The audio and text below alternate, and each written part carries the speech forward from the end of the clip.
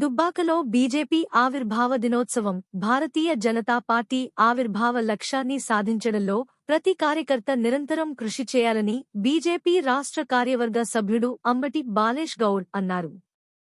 Bharatiya Janata party ఆవిర్భావ దినోత్సవ సందర్భాన్ని పురస్కరించుకుని సోమవారం దుబ్బాకలో బీజేపీ జెండా ఆవిష్కరణ కార్యక్రమం నిర్వహించారు.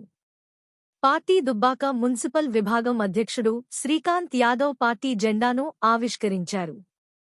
ఈ సందర్భంగా బాలేష్ గౌడ్ మాట్లాడారు. అంత్యోదయ స్ఫూర్తితో సుపరిపాలన లక్ష్యంగా సేవయే పరమావధి, దేశమే ప్రథమం అంటూ జనసంఘ్ కాలం నుంచి నేటి వరకు పార్టీ జెండాను మోసిన మహనీయుల త్యాగాలను స్మరించుకోవాల్సిన అవసరం ఉందన్నారు.